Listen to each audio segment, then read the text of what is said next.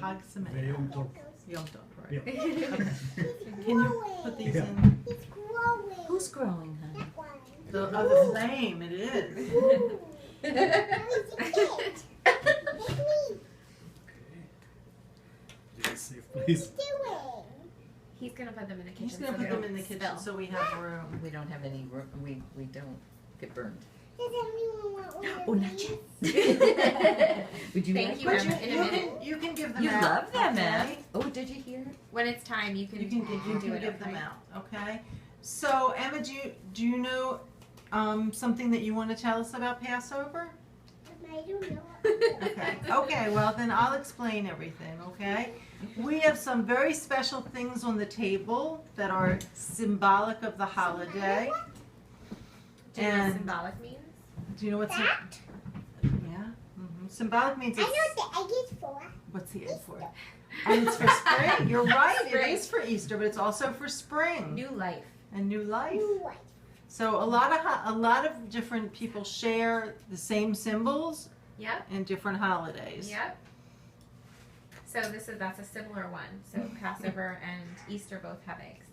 Okay, but And this, so Passover is a holiday about freedom, basically. What freedom mean?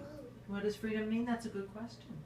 Freedom means that you're not living in a place where people are mean and telling you what to do and you can't live your own life.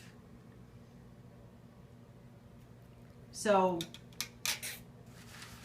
like, you wouldn't want somebody to tell you that you'd have to take all of your stuffed animals and give them away, would you? That wouldn't be good.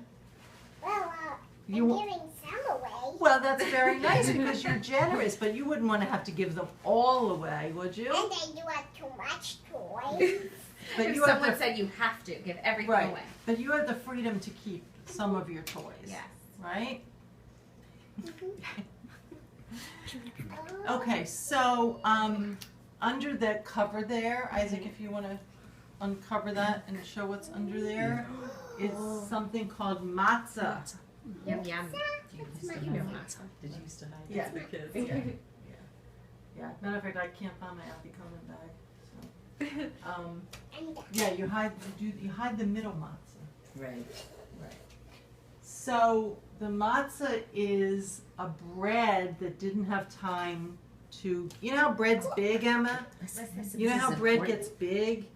Okay, it's not flat like crackers.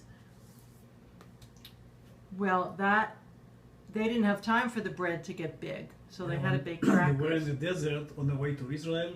They had no time and to make real bread, so they did matzah.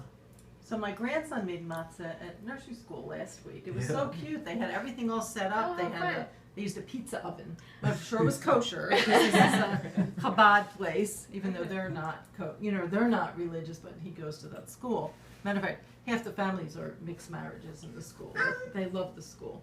But they had the oven and they had a flour place and a water place, and it was really cute. Awesome. It was very cute. He This enjoyed is it. pretty. Okay, so then the other What do you Let- want to know? what do you have a question, sweetie? What do you want to know? is it a cooking class? He did have a cooking class. Yeah, he baked matzah and then he made what we have here, which I'll tell you about in a little while. Oh, Mima loves that. Apples and nuts. Okay, so this is called a Seder plate, except I couldn't find my Seder plate. But I did have all the little cups, so that was good. And there are different symbols of things that are here. So, do you know what this is? An egg. It's a roasted egg, which I never did Oh. before, but it's so look how Oh. nice it came out. It's so pretty. So, and I think that's a symbol of new life in Yep. spring. Okay, and then there's a little bone for they call it a shank bone. And we have greens, which is also for spring. And this is horseradish, which is bitter. Let's see. Okay, so horseradish. Bitter We have bitter herbs. herbs.